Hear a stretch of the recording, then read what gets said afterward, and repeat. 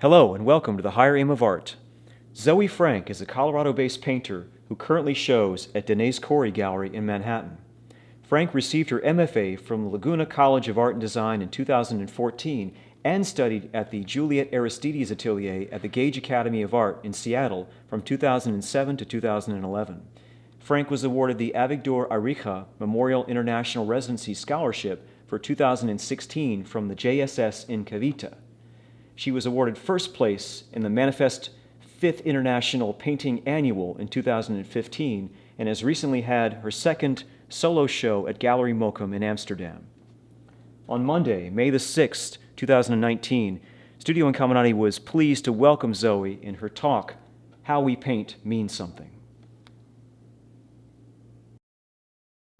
All right. Thank you so much for having me out. It feels like a big honor to be here. So I'm going to kind of go through my background more quickly through the earlier stuff and then kind of dive into what I've been thinking about more lately. As you said, I did the classical atelier training, so it's a 4 years, kind of similar to the structure of the school in some ways. They're all a little bit different in their focus. But cast drawings, figure drawing every day for 4 years from the live model. These are some of my early drawings there. A year of black and white painting of Grisaille.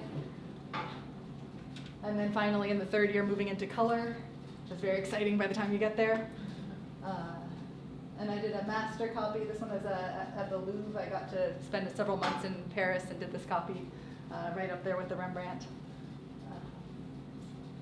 And these are kind of at the end of those 4 years, working from observation, kind of using these skills that I'd been gaining and trying to now use them with some kind of my dad, some friends and family. And I felt like I'd kind of gained these skills and then I was trying to figure out what I was going to paint with them. Here's another. They were all, it basically felt like kind of spending 4 years learning how to paint a single object under a single light source. And that's an incredibly difficult thing to do. So having the time to really figure that out was invaluable. But I kind of wasn't sure what to do with the rest of the space. So these kind of continue to be all these single central ideas with these paintings. These are self-portraits at the end there. So then I went to grad school and I was like, okay, I'm going to start doing multiple figure compositions, and they're still like it's basically just, I've taken a bunch of people, but I've still made them like a single unit in the center of the painting. So I'm still kind of thinking in that same way.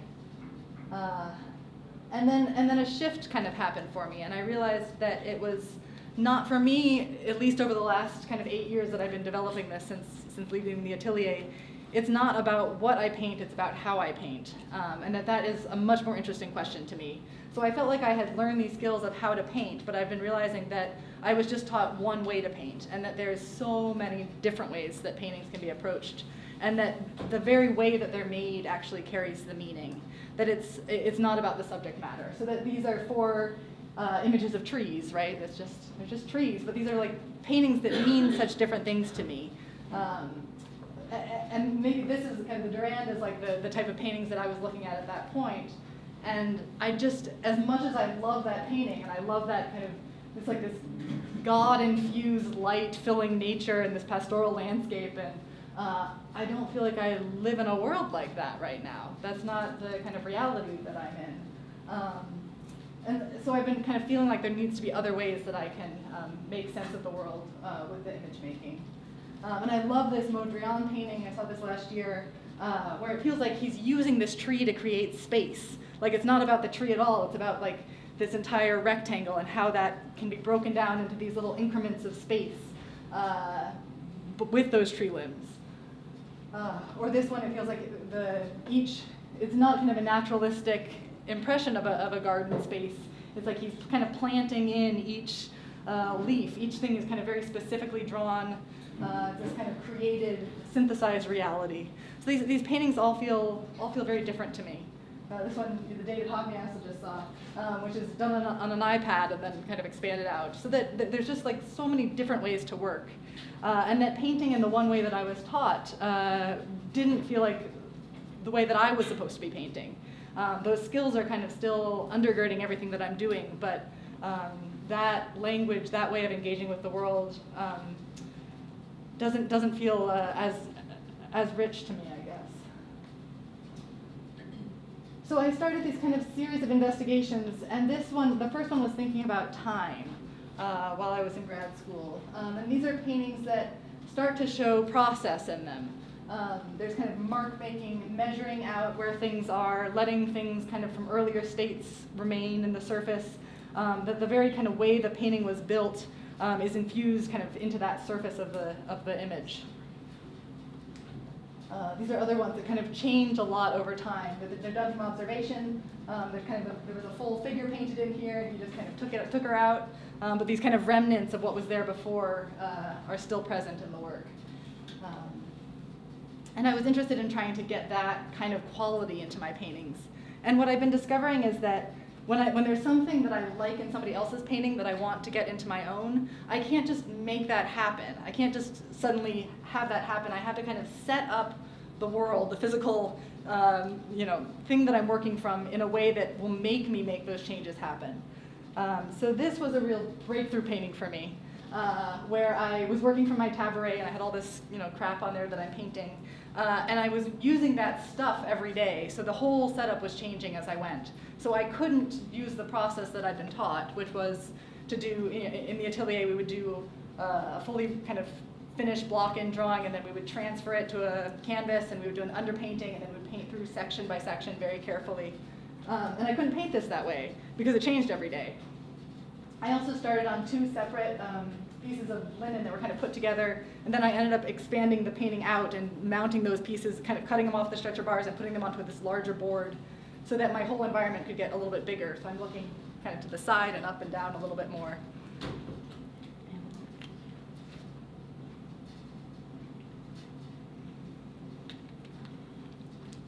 So, and this aspect of time has ended up kind of flowing through everything I've been doing since then, I guess. This painting felt like a real revelation for me. And this is under the MFA building, and other students were using this space. So this is a kind of a workspace, and again, each time I went back, it was different. And I couldn't control what those differences were in this space because it was a shared space, and there's the things that were there and that were added and that were taken away, and that was all kind of sitting in the surface of this painting. Another one from that same location, looking the other way. And I was painting these on kind of raw linen that was tacked on a board so that I could then mount them onto a panel partway through the process, so that everything was in flux all the way through, even the composition, even the diameters, the dimensions of my surface. So I'm finding the kind of value and the color and the drawing and the composition all at once in this much more organic kind of felt process. And this is a painting where I did this video project, which I'll show you now. Let's see if that works. Oops.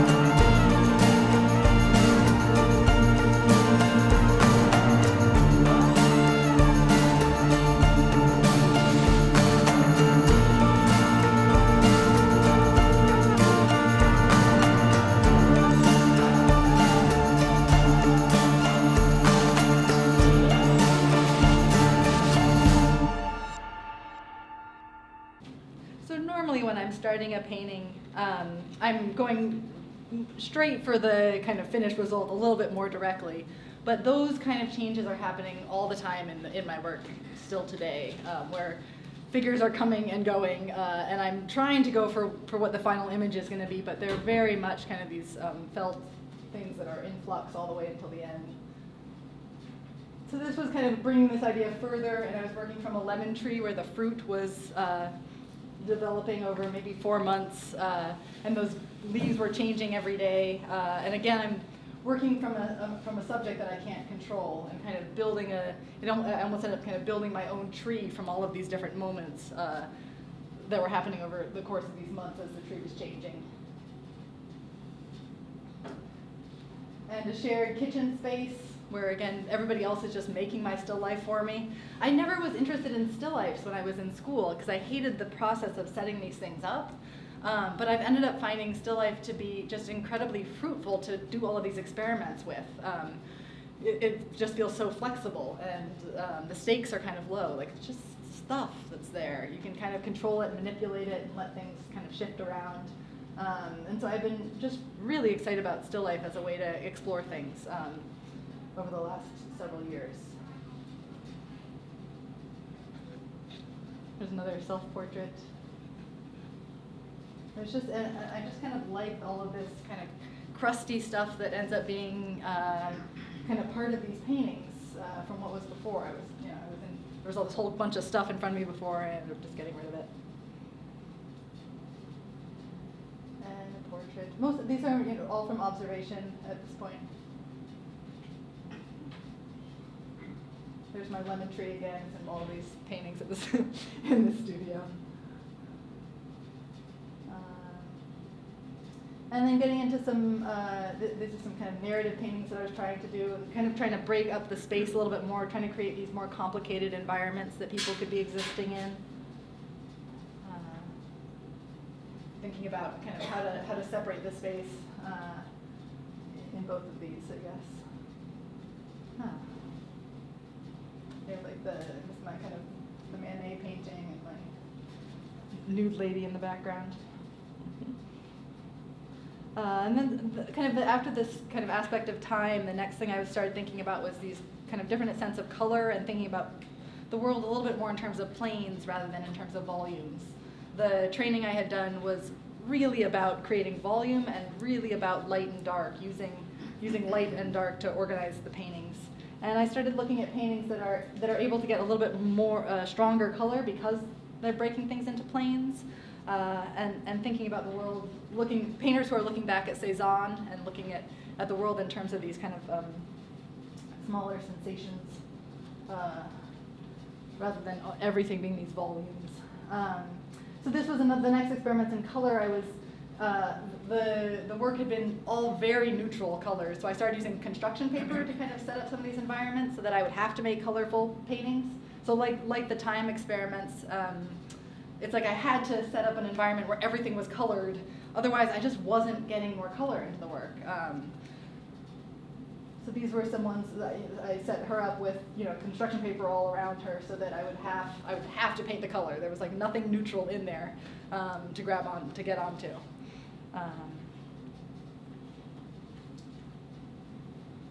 Thinking about kind of keying around these little color worlds where everything can kind of be existing in this red world or this blue world. Thinking about how these oranges end up being a little bit bluer than a true orange would be because they're in this blue environment. So thinking about how these colors are starting to relate to each other a little more. I tried to make a painting where everything would be within an incredibly narrow range. So there are what felt to me like kind of accurate color shifts from warm to cool in here and from light to dark in here. But they're within just the tiniest range possible. So everything is basically just all red pushing forward here. Each of these experiments felt like such a rebellion against the training, I guess. We'd been taught even just not to make square paintings when we were in the atelier. And so I'm making like a square painting. The first time I made a square painting, that felt like this huge, monumental shift. And then I realized, compared to the rest of the art world, these wild things I'm doing, like making square paintings, are not that bold. But making this red painting felt like a really bold thing.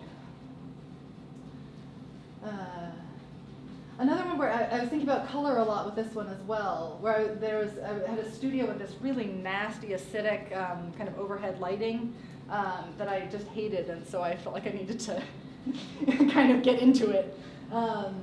And again, like we're not, like I love those kind of, Rembrandt lighting paintings, but my actual experience, my lived experience in the world right now is with these fluorescent lights that are just like blasting everything. So I'm wanting to just be engaging with things kind of as I'm experiencing them.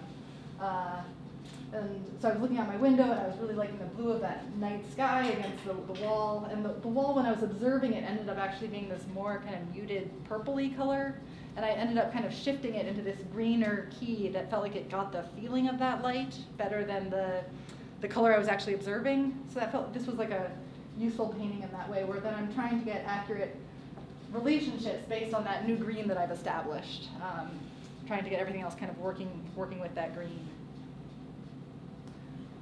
Or this one I had kind of a warmer light at the top of this setup here and a cooler light at the bottom. And I was kind of playing with the idea of like, what if I make that warm just be full on red and the cool be like as blue as it can be, and see if I can kind of stretch in between those two kind of polarized sides of color. And make that happen as well. Another aspect that's starting to get into the paintings now is that I'm kind of using abstract solutions to representational problems. So when something's not working compositionally, if I'm not able to kind of flow through the whole image, I've been trying to just break it into shapes and see if that can solve the problem and if that can hold. And then sometimes I'll end up adding things in and taking actual objects out.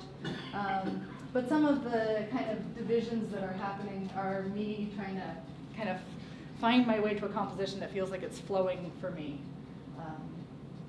And they're based on, like this, there was kind of a shadow where that is, but I'm letting it just be a really strong break rather than having kind of soft gradations. And then things are still changing. Like I had this is my oven, and I had the door open earlier on through the painting, and so there's still some remnant of where that open black door was. But then I closed it because that was working better for the composition at the end. So there's like a lot of kind of my experience of being with these things over time, kind of in there. I guess that's another way that was happening. That big triangle of light, wasn't in the setup, but it felt like it ended up kind of anchoring. These objects were kind of able to get anchored into this bigger compositional idea that I was creating.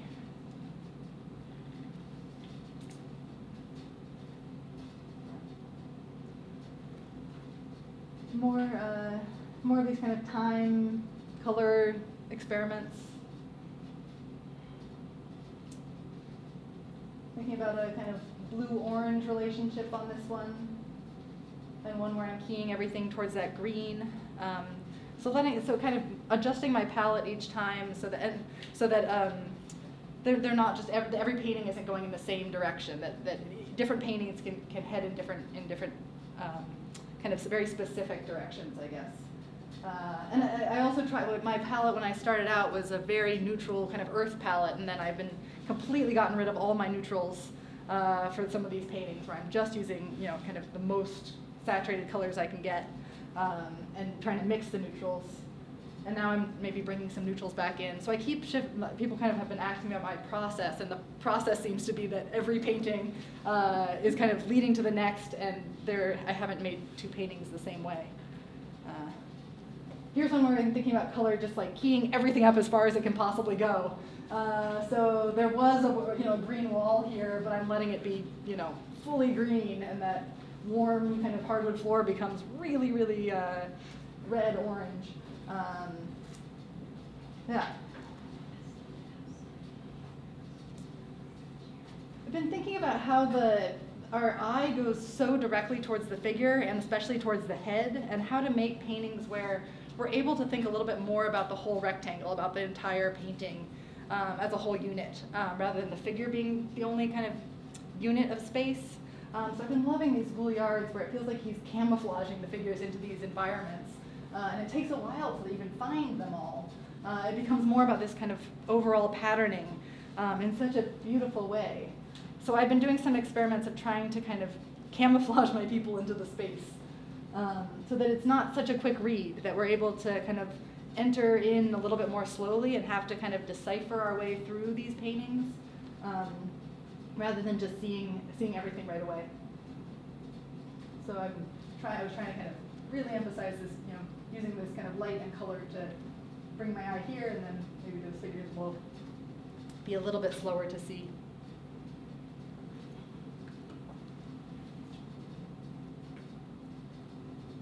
In this one, I was thinking about trying to use just the light to bring my eye down through that kind of still life, and then seeing if I can let that figure just kind of sit back into that shadow and just sit into the space, and rather than pulling my attention quite so strongly. It seems like you have to really, really push the figures back to have them not be the first thing you see, which has been an interesting thing to be trying out, I guess, with these.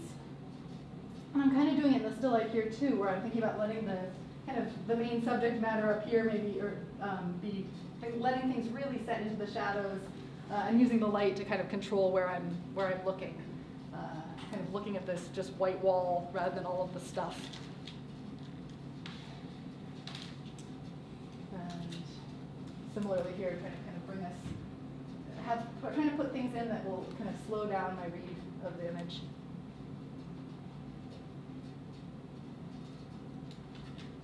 I've just started working in series for the first time in the last couple of years, and that's feeling really helpful to have these kind of iterations that things can be, the same thing can like exist in different states.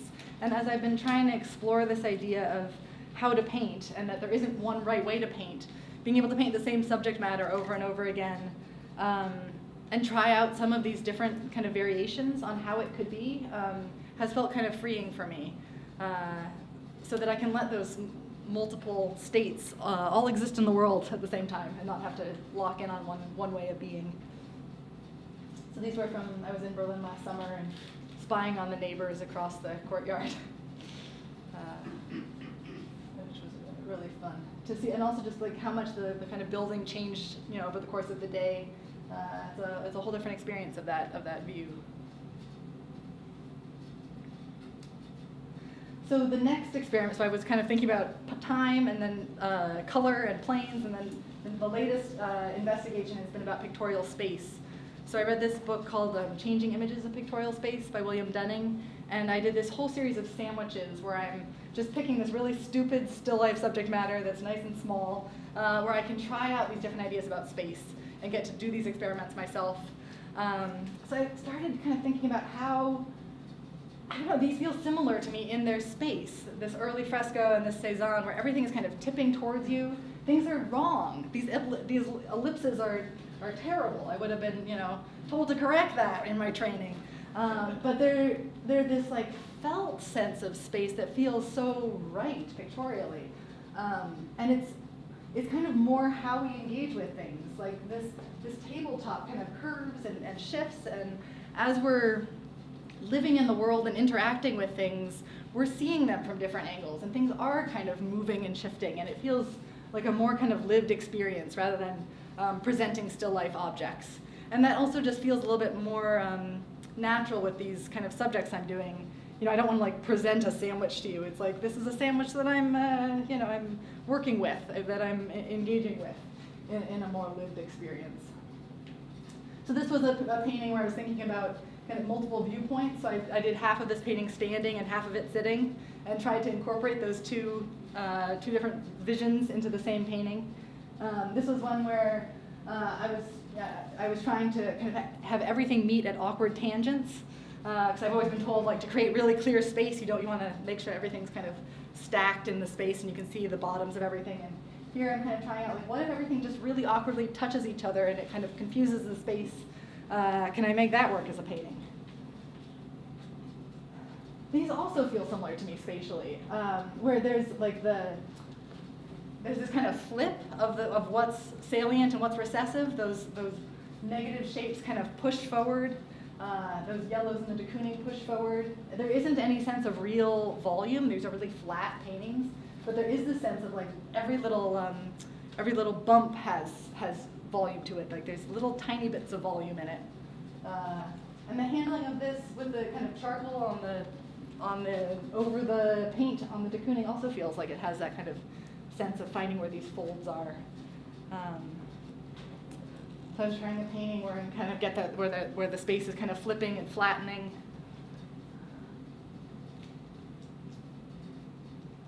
And I feel like I need to kind of try all these things out to make them my own. It's like a way, this is like how I engage with things and learn what works for me. These feel like spaces where everything is kept kind of high key, and they're really about the like surface of that wall is really kind of kept in mind. I feel like these really strong, powerful paintings. There's no shadows on either of these paintings. They're all kept in that kind of high key. The color is kind of not too saturated. There's a sense of volume of each object, but not a clear sense of volume of the whole space. Like each of these volumes is sort of sitting in its own space in a way that's really wonderful.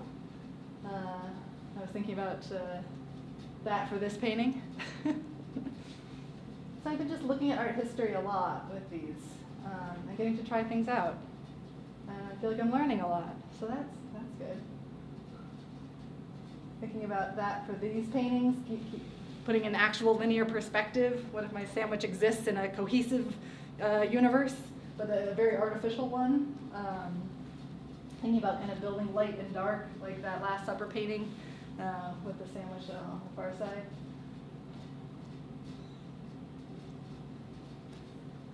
And playing with things like focal point and overlapping, kind of with this one that letting the parts of it kind of actually push out of the canvas into our space, the viewer's space. This was one where I was thinking about, I actually painted half of the painting straight up, and then I turned it 90 degrees and finished the painting. So kind of both of those states. I was thinking about those Tiepolo walls where you're looking up and you're kind of experiencing it in this from all these different angles rather than from as a presented canvas on a wall. And then these also feel spatially similar to me, where it's like the back of the linen becomes kind of the back of where that bas-relief sculpture is, and all the forms are kind of undulating outward. So thinking about paintings like as if they're all pushing forward into our space, which is, I'm really excited about that idea right now. I'm trying to make that happen. So I was kind of trying to do that a little bit with these laundry paintings, where I just have a pile of laundry on the ground, but I'm thinking about having these kind of undulating forms coming outward, that everything's a positive shape rather than having kind of negative shapes that create space. This is another one that got me all excited. I feel like I've always loved the Titian, and lately I've been feeling like this Franz Klein has like the same like power as a painting to it, and that just bowls me over how that can be. That this can have that kind of same dynamic strength and like visual impact for me. And these also feel like they're using some of the same language, in fact. That we're kind of using we're creating a focal point by having kind of smaller shapes.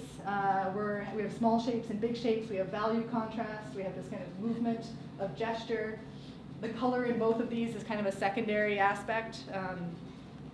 And they're really these value paintings that are using kind of the scale of those shapes to direct our eye. So I've been kind of moving, I think all of these interests have been very formal. They've been more about how I paint rather than what. And so that interest in the formal stuff, I think, has been leading me a little bit towards abstraction, where I'm just thinking about things in terms of light and color and shape and value and bringing all of those aspects together. So I've been making abstract paintings for the first time, which is kind of terrifying, but exciting. And letting the paint just be paint a little bit more. It's kind of wanting to feel like I can explore the entire range of what paintings can be and what paint can do, and feel out all of those things in my own work. And this is going back a little bit, but here's kind of these big narrative paintings. Another aspect of kind of undoing this academic training was that everything was done from observation, and photography was completely forbidden. And this is entirely composed from images that I found on the internet and just collaged together into this kind of crazy scene. This one's kind of a mix of, yeah, this was also kind of collaged together. I took some of the reference photos myself though for this one. And here I'm kind of trying to use a mix of photography and observation. I was setting up a still life here on the table. I had that in my studio, and then adding these figures in.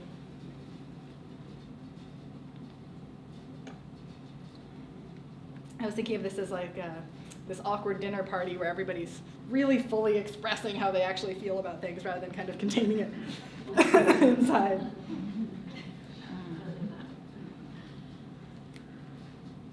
This was another kind of just collage together painting.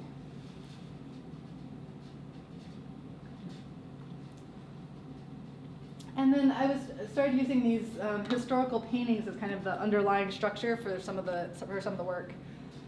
Because figuring out how to do these multiple figure compositions just feels incredibly complicated, which is really exciting to me. But using the structure has been a helpful way to kind of figure it out for me. So I'm taking that basic painting and then making it my own.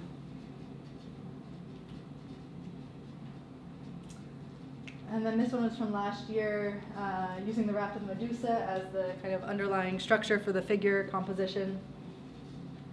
But then starting to put together a lot of these different ideas about space in the handling of the painting. So I was looking at, rather than that Baroque intense light, I was wanting kind of this more kind of even gaze over everything. And again, that kind of slowing down of the reading of the painting, kind of camouflaging those figures into it a little bit more. Building this kind of weird structure for people to get to live in, like the Giotto paintings do. And again, there's something similar about the gaze in these for me, that they're very differently built paintings, but they're both looking very evenly across everything. They're not trying to create a huge amount of space. They're kind of feeling out this sense of space. So there's the full painting. And I got, again, people were kind of coming in and out of this painting as I built it up, and it sort of, maybe 3/4 of the way through, started to sort of settle into something that didn't feel like it carried the energy that I wanted it to have. It was like kind of becoming an okay painting. And this was all this kind of dark blue sky, and she was really, the bride up there was really silhouetted against it. And things were less broken up, and I ended up kind of doing another study for it and kind of revamping it and going back in and kind of confusing the space a lot more, trying to get more towards that Piero and that Giotto kind of feeling. It was an interesting process. And then these are kind of becoming just excited about these actually abstract paintings. I just find these shapes and colors so satisfying. And realizing that what I love about representational painting is the underlying abstract nature of them. It's how the figures are built in a space. And so I've been kind of letting things break apart a lot more, letting things kind of slip, and trying to kind of come back to that overall sense of the whole image as these things start to slip away a little bit more. And then these two are my most recent ones. I just finished these a couple weeks ago, where I'm starting to work almost entirely from imagination here and thinking about that de Kooning kind of, or the bas-relief kind of space. And I'm building figures and like thinking about these figures all packing in together, but they're really slipping in and out of abstraction and form in a way that feels really engaging to me. Like it kind of takes all of my energy to try and build these figures. And that academic training that I learned has allowed me to be able to do this. Like that's underlying all of this. But my interests have just gotten so much broader than that. Like the thing that made me want to be a painter originally was those Renaissance and Baroque paintings, those big multiple figure compositions. But I've just been so interested in the stuff going so much further back, towards those early frescoes and the early Renaissance work, and then all the way through towards abstract expressionism and these kind of modernist breaking up of how we're looking at things. And I'm kind of trying to find my way towards a language where all of that love can exist in the paintings. which I guess is what these experiments are about. And that's all I got.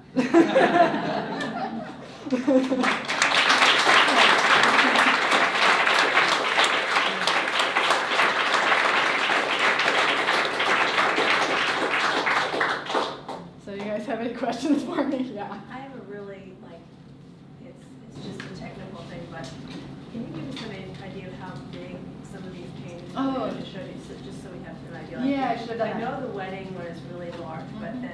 Yeah, this is 5.5 by 6 feet. So these are all pretty solid paintings. Everything is life size right now, basically, or even large. Those figures are a little larger.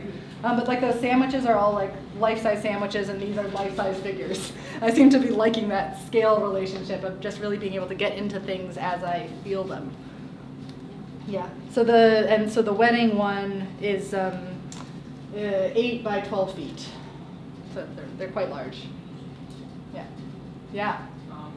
So when you're showing us your progression, you're starting off with this very naturalistic way of working and then moving more towards this abstraction.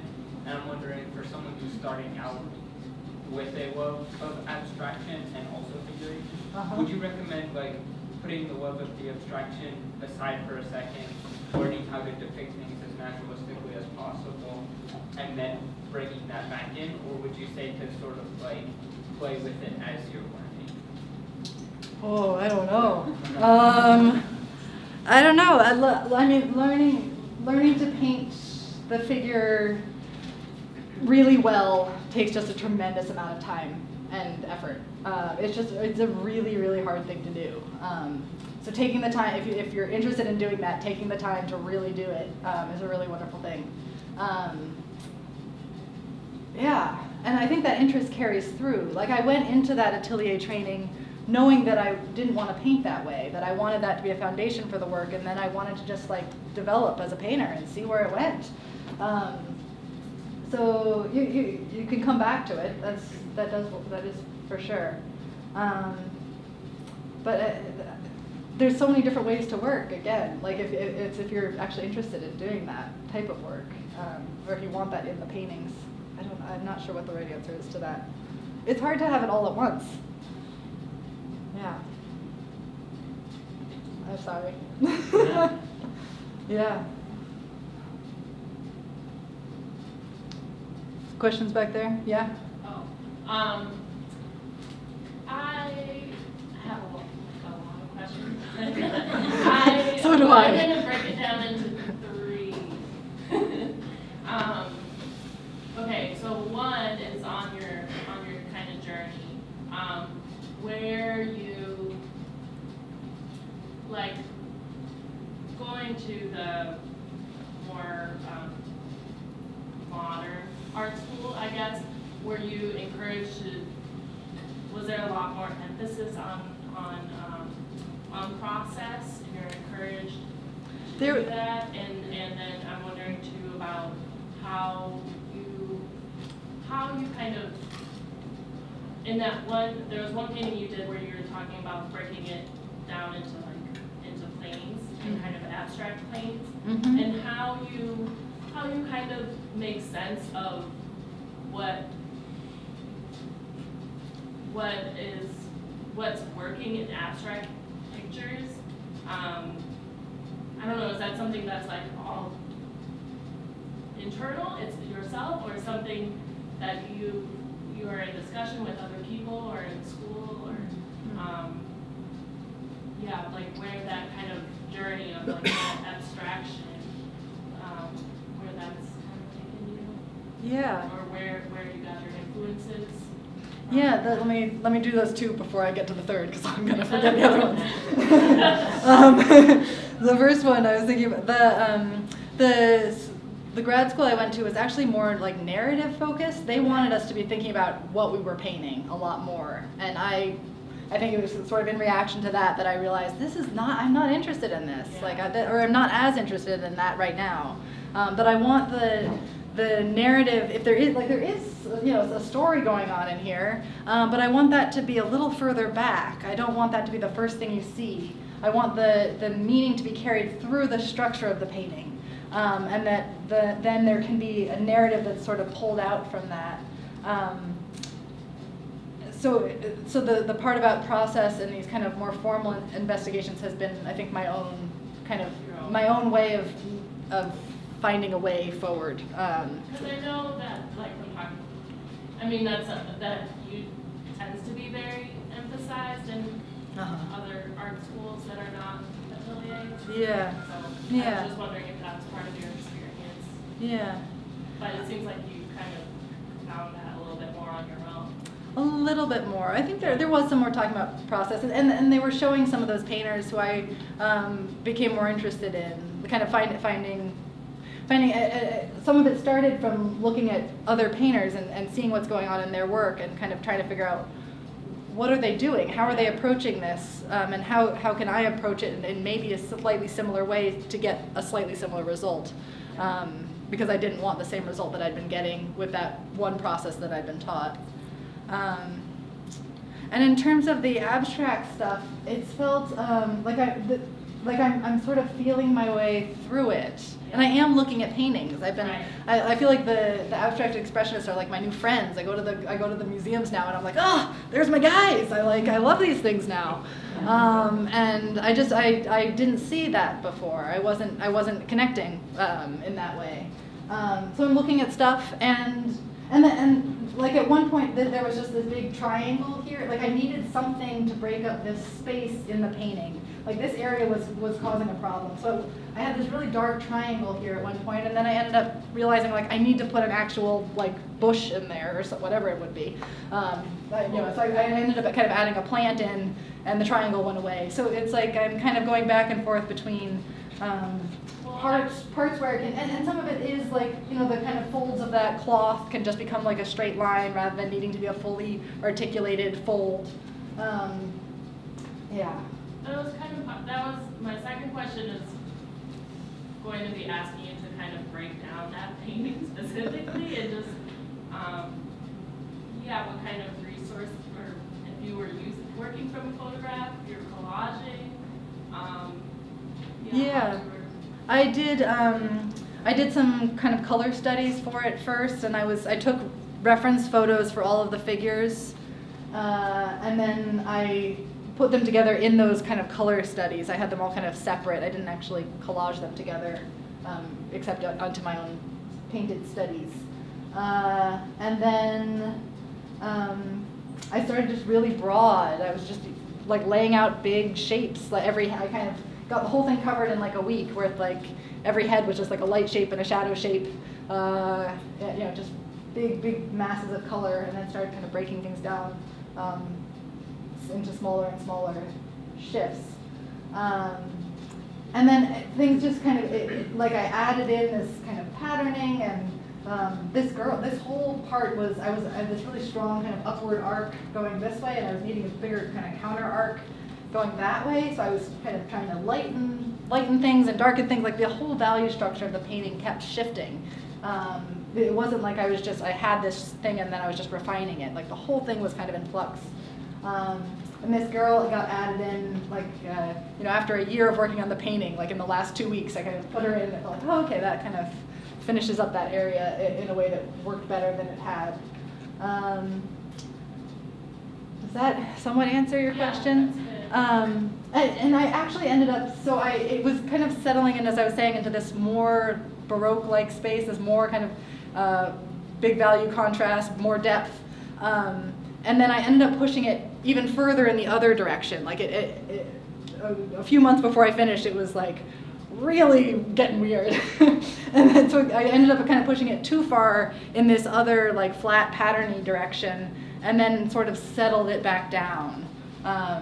So the last maybe month of the painting was kind of bringing things back to a more naturalistic state, actually, after they'd gone further the other way.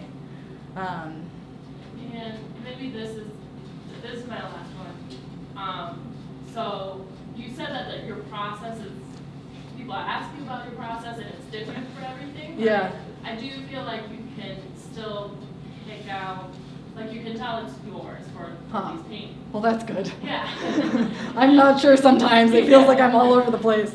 And there's things like, I noticed like you use these like patterns a Uh-huh. lot, and Yeah. I don't know if you do like stencil, and I can tell that there's sort of a texture to your paintings too. Yeah, yeah. And I'm just wondering, so this is more of like a technical thing too, about how if you do use stencils, like how Right. you're layering paint on, if you don't care, like when you talked about changing the compositions, like you don't care about the texture that's like left there from before, or if you're sanding stuff, or. Yeah, I've been painting, this one is super crusty and weird. And I've been just making all of these changes and using just pretty thick paint with just linseed oil and some terpenoid, basically, to just kind of thin it a little. So just basic materials. But I'm just letting it kind of build up, and I'm painting kind of thickly, and I just paint thicker the next time and kind of drag the paint across, so that I'm not kind of needing to correct everything completely. So I don't know, like there was a chair here, and you can still kind of see where the chair was, and I kind of like that. I don't know, that it feels like it wasn't totally wasted time that I painted that chair in or something. That it's still kind of its presence, its feltness is there. And the patterning, I kind of like how that flattens space also. Like the patterning really brings this weird kind of flat graphic confusion into things. And I've been making stencils. I got a little like Martha Stewart kit where you can like cut them out with a heat gun. It's really fun. And then some of it's stenciled, and then I actually used a projector for this part that's in perspective. So that I kind of like made a little pattern and then put it into the right perspective for the painting and kind of put it up there and traced that part. So whatever works. And this is all stenciled. And I ended up stenciling it. I stenciled it like 5 times because it kept changing the color and the value of that area. So it's so they're just getting really built up, and sometimes it feels like maybe not the most direct way to make a painting, but I'm not sure how else to get there. Like I feel like I planned this one out as much as I could, but it still had to evolve a lot. And I feel like it got to a better place than what I could have planned from the beginning.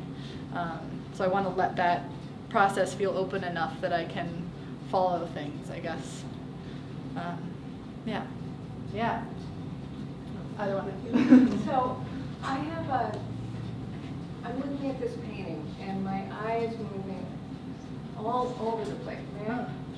So it's coming like this, and then around, and then around, and around, and it just keeps moving, but it's sort of like a big rope. And I thought, is that part of the composition following the theme? As a tying the knot, or just a big thing? I hadn't thought of that. That's interesting. I like that though. I am trying to keep you moving through the composition, and that's sort of how I'm thinking about trying to finish things, is like not that things need to get more refined, but that I don't want my eye to get stuck anywhere. I want that all the relationships to keep flowing. So that I am thinking about that movement for sure. Yeah. Can I add on to that? I mean, sometimes you look at a painting, like what Leah's saying, you get a sense of the personality of the individual. Like you seem like a really inquisitive, extremely wise individual who's just got amazing visual instincts. And I'm wondering if you met any of those people, like Catherine Kehoe or Anna Gale or Cecily Brown, and were your impressions of their visual instincts on the mark, or did you, through conversations, learn something different about the way they were seeing their own work? I haven't, I've met a couple of those people, but I haven't actually gotten to talk in that much depth. That would be interesting to hear. They haven't engaged so much. No, I've just met people, them just more I haven't met Cecily Brown. I met those other ones more casually. But yeah, I don't know. Well, it's interesting. I guess I did. I was talking. I just was doing a color workshop, and I was analyzing Catherine Kehoe's paintings with a group, and she had taught there before, and they were like, "That's not how she's thinking about those things at all." And I'm like, "I'm sure that's true, but she still is getting these great color relief. Like she still is making a a red, green color painting here with kind of purple shadows, even if she's not thinking about it in terms of, a color wheel organization. Like, it's still happening in the paintings. So I don't know if that answers me. That helps. I don't know, and we were talking about like with geometry of paintings and stuff. Like, I think there's these kind of structures to paintings that, even if people aren't like measuring out a sense of geometry, that we have a kind of natural sense of it that people respond to, and that we kind of maybe naturally find these geometric breakdowns of our rectangles, even if we're not, planning that all out. So I think people get to these things in very different ways. I don't know. Yeah. I'm just curious, you work pretty large, so how many paintings do you work on at a time? Do you like? About 5 seems to be my happy number. Yeah.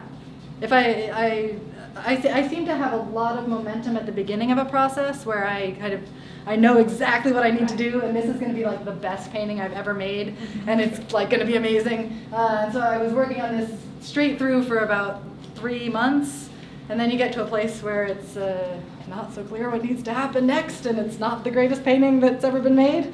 And so then it's helpful to start something else. And it informs that painting. And then and they do inform each other. And this one, I worked on it for about 1.5 years. So like 3 months solid, and then just kind of kept coming back to it and kept changing things and working away at it while I was working on other things. Yeah. Do you have a question? Yeah. My question is about scale, size.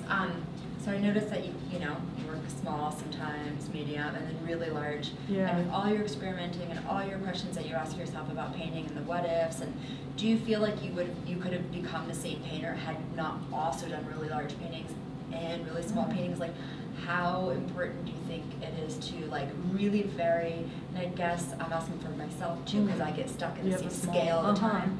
To really vary the size of your canvas to create different. I think that has been really helpful. That the way I was painting those atelier kind of work was incredibly small.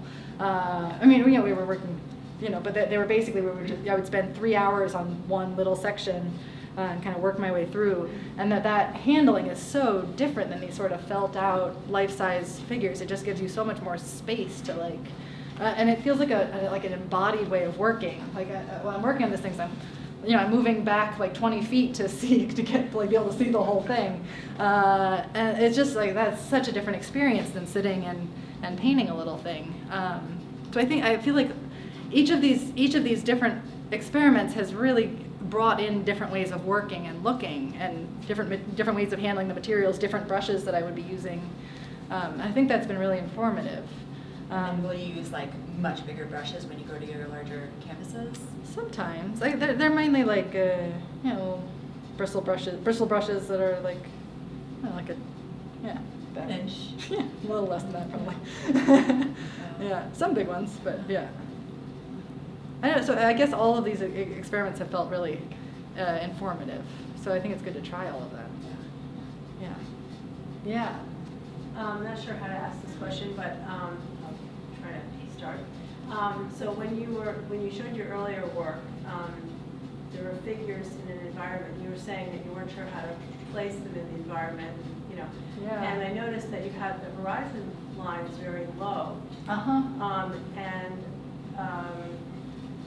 I did see that they're not fully integrated into the environment. It's placed more as almost formality. There's a sort of formal decision.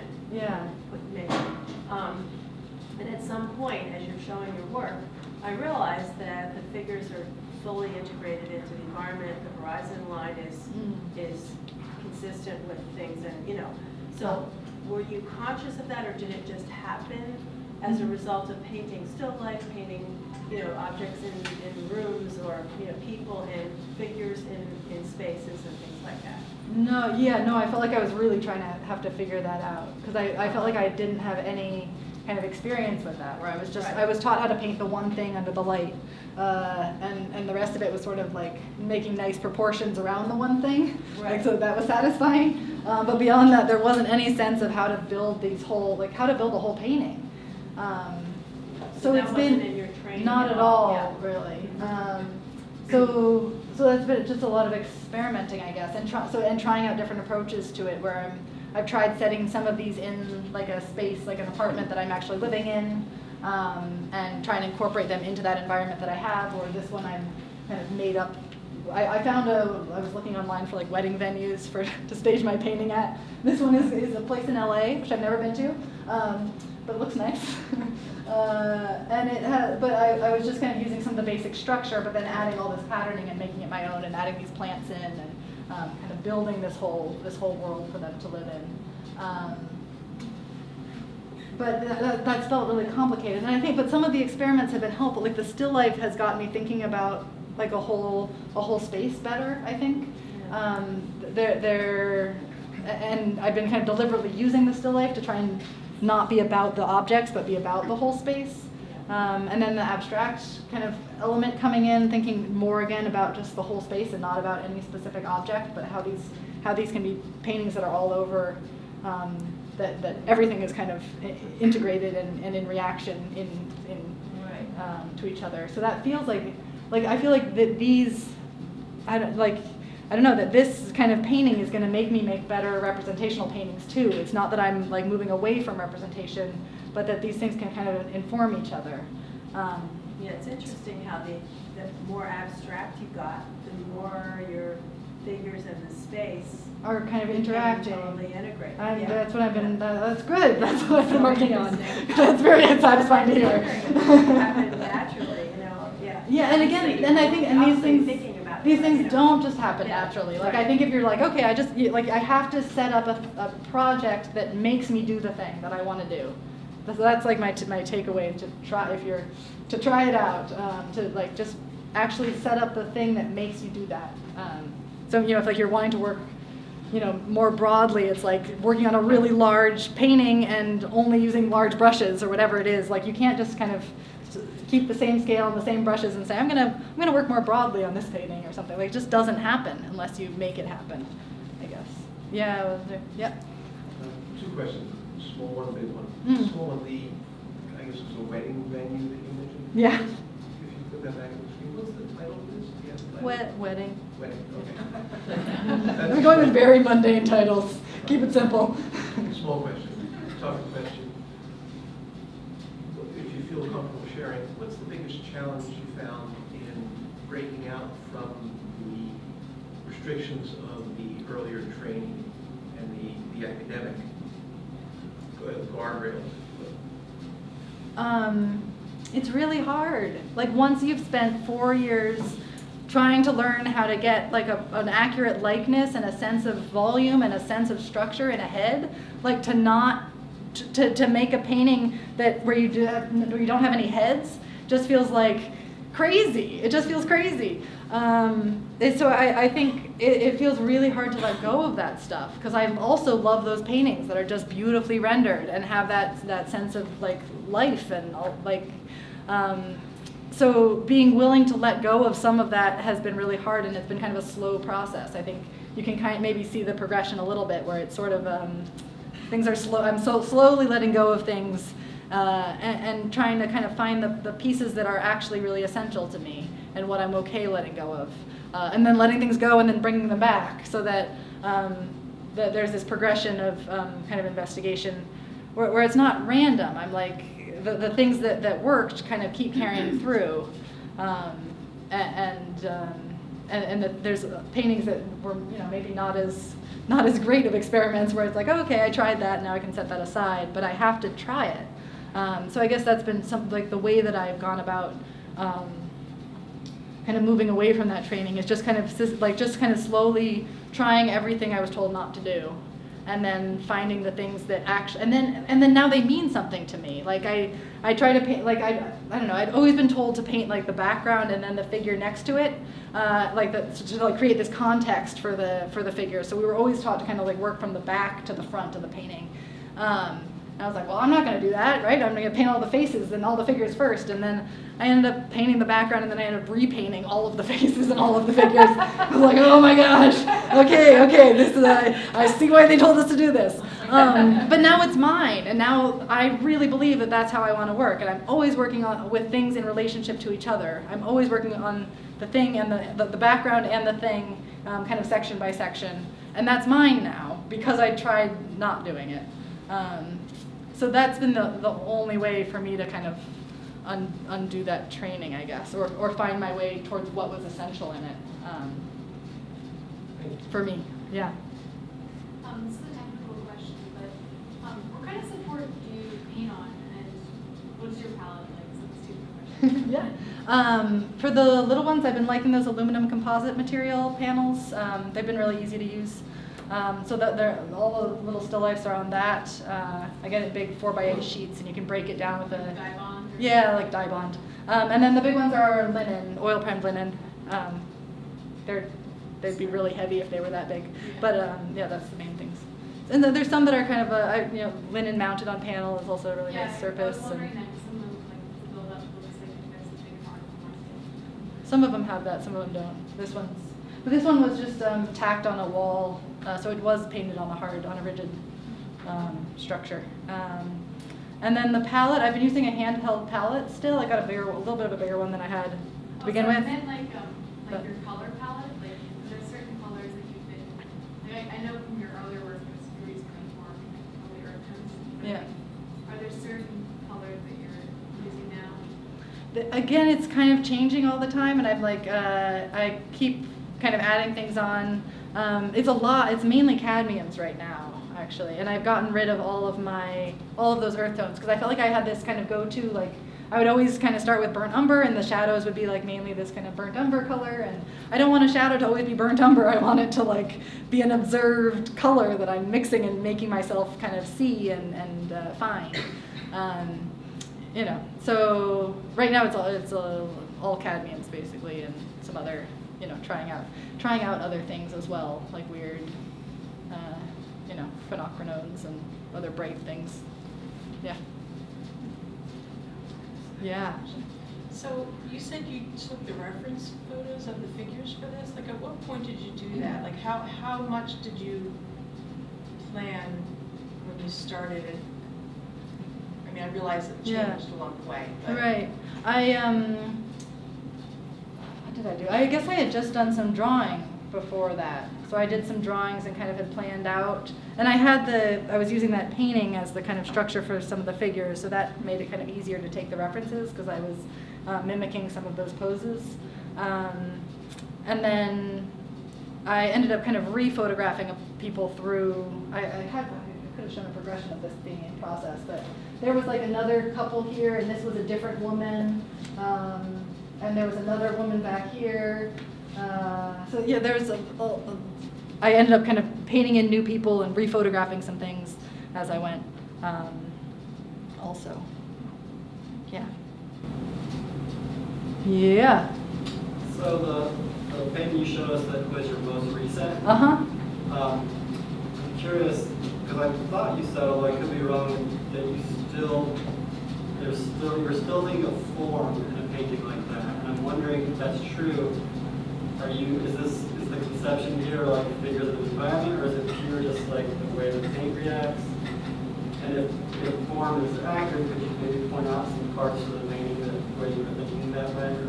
Sure. Yeah, these are both, I was thinking about both of these as these kind of pool scenes, these bather paintings. Thinking about like Cezanne, and they're actually, this is kind of the structure is based on the Titian painting of Diana and Actaeon. So these kind of grouping of figures is actually kind of looking at that painting. And that same arc is actually going through the painting here. So this is the same, I was looking at the same painting as the beginning structure for this one. I don't know if you can see that same, so there's like a figure here, I don't know, it's gotten pretty far off from that.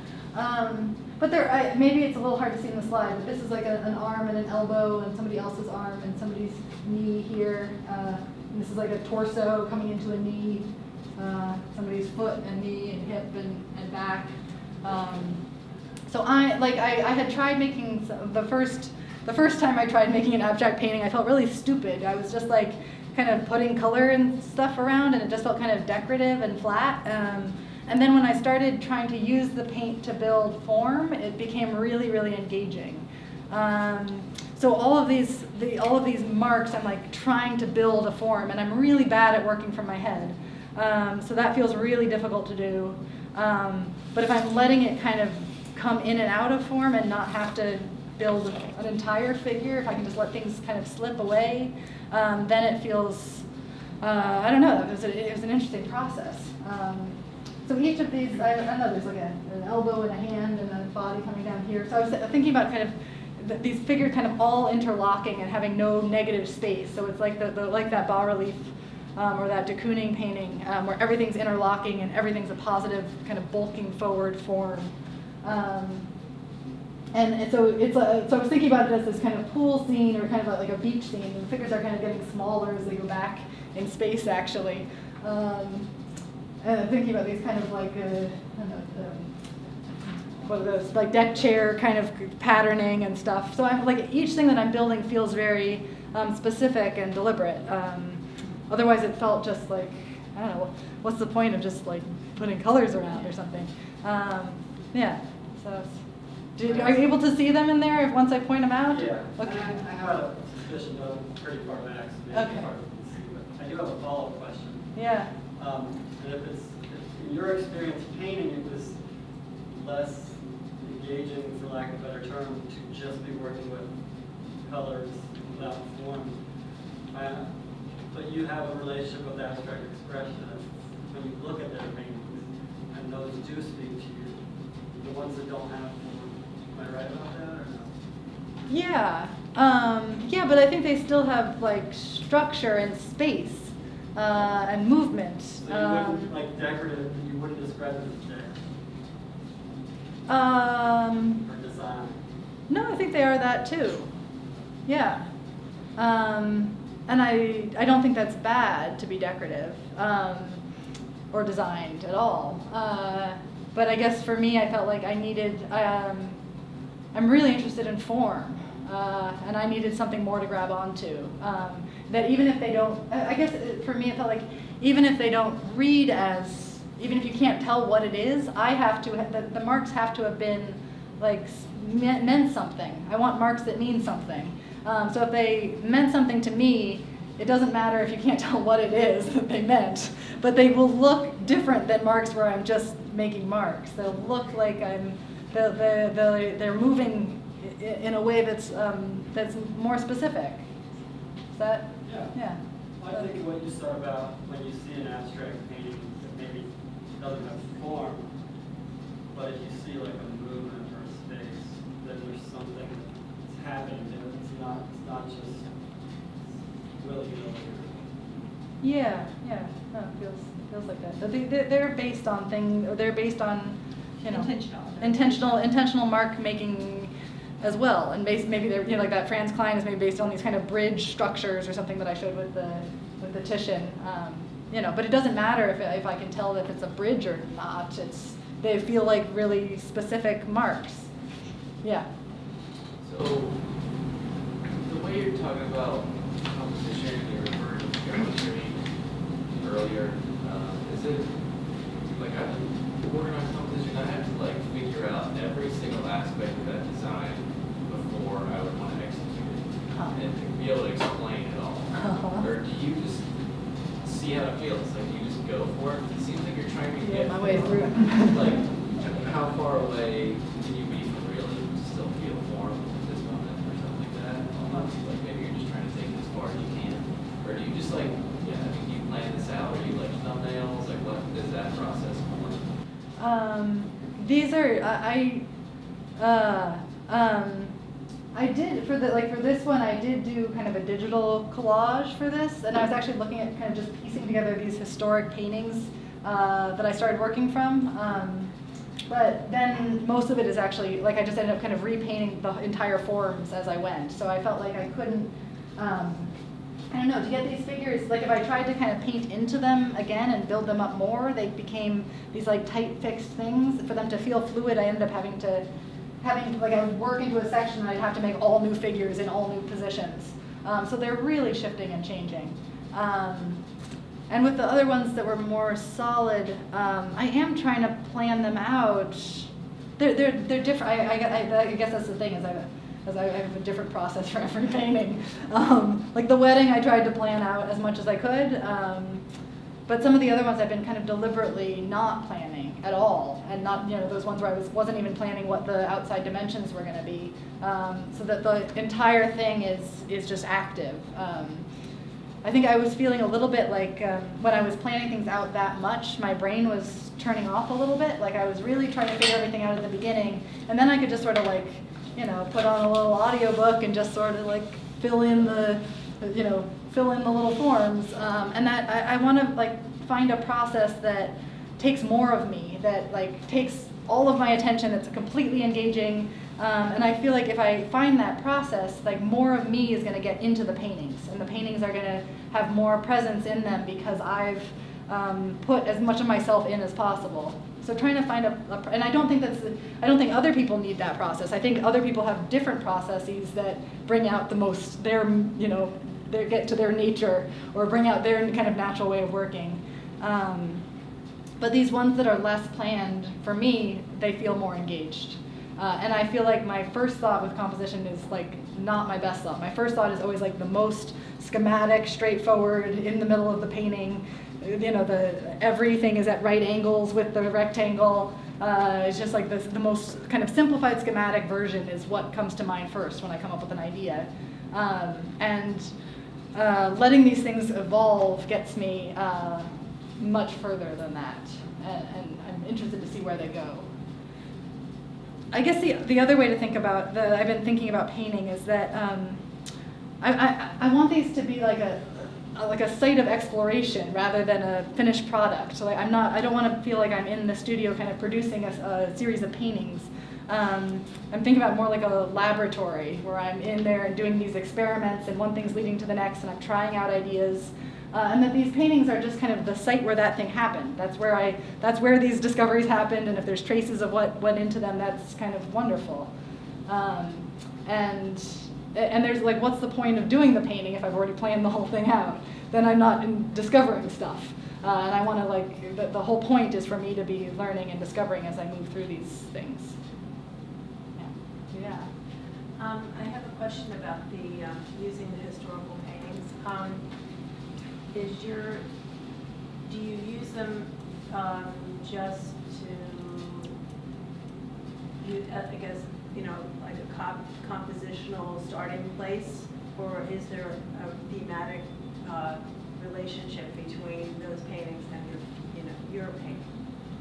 It's a mix. I think sometimes it's often starting with the formal for me, where I'm really excited about these pool scenes right now because I'm wanting all these bodies, big bodies in space, like filling up the canvases.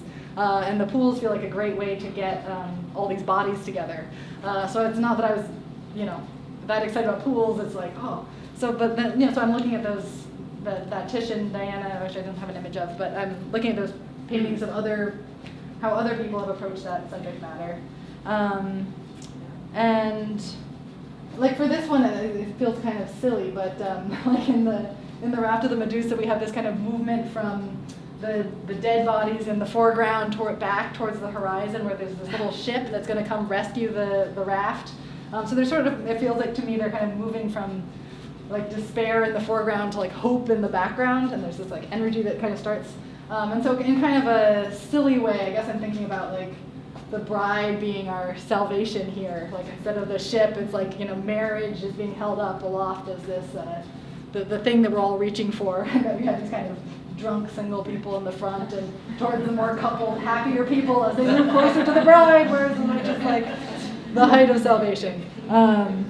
Which is just, So I end up thinking about kind of connections to these narrative through it, but also just an excuse to get a lot of people packed into a space, because that's really satisfying to see people packed in space for me. Start just thinking of it as a thing of, a way to get people in space, and then end up feeling like the theme is you're grabbing the theme. Yeah, and then I kind of get into find my way into that. Like, what if that was a wedding, and how would that be? Yeah. And it's a Jewish wedding where you like lift up the bride and groom on chairs, and everything becomes related to my life. I can't, I'm a young woman Jewish, and I've been to all these weddings, and you know, it's like, boy, I better get on that. I don't know, you know.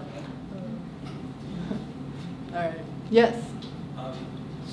As you're creating these paintings and going through your process of exploration and experimenting, do you ever get lost or stuck in that process and not know what to do next? With like, in terms of within one painting or from one to the next? I was thinking more in terms of one painting. Uh-huh. Yeah. But if so, like, what do you do? Yeah. No, I definitely do. And those, like with a lot, so I guess I've been letting go of the experiments often. So I'll start a painting and I have an idea about what it's going to be, and then at some point I sort of might just let that go and just try and make a painting and let go of that idea. And that with those sandwiches and that kind of series, there were a bunch of experiments that started very specific, and then I ended up, you know, just making a painting at some point. And I think sometimes I get lost, and actually bringing back the idea kind of actually helps. Like sometimes I've gotten lost because I've forgotten what my original idea was, and then I can bring that idea back in and kind of reassess it in that way and get back on track. And sometimes that idea just really isn't. It's like I'm just pushing up against it, and I'm kind of finding my way towards what I'm not. And that also feels kind of useful to kind of realize, oh wow, I don't want to make paintings this way, and then going back towards what like other ways that I might solve a painting problem. Is that? Yeah. And I'll also set things aside for a while, and there's some that I've painted over completely, and there's a painting that I've rolled up in my corner of my studio that I think that is just doesn't deserve to be a painting actually, and yeah. They're not all working out. Yeah. For your figures, do you think it's important to work from life anymore, or do you think you get all the information you need from the photographs you take, essentially like manipulate the color and so on? Yeah, I feel really ambivalent about photography right now, where I've moved into using a lot of it, and I'm now trying to figure out how to bring more life back into it, I think. You're not seeing relationships when you're looking at photos, so that feels really, really limiting and really difficult. I do feel like the training helped me use the photos better. Like I know what the relationships maybe should be, and I can try and go for those. How color should shift as it goes across flesh. But yeah, it feels really hard. Not sure what else, but it also has facilitated being able to do these with more ease than if I were trying to bring in all those models separately or something and work from observation. So they feel very useful also. Yeah, I think both are good. Yeah. I have Yeah. a question about your little video. That was fascinating. Have you done that with other names? No, that was a one-time project. Yeah. Did you just like take a picture every 5 minutes, or did you have a GoPro or something like that? I had a camera set up on a tripod with a little remote control timer, but it was actually a lot more than that. Like I would go up and do a few marks and step back and take a photo and just go back and forth. Because I had to get out of the picture frame, so I'd have to go all the way back to behind the tripod.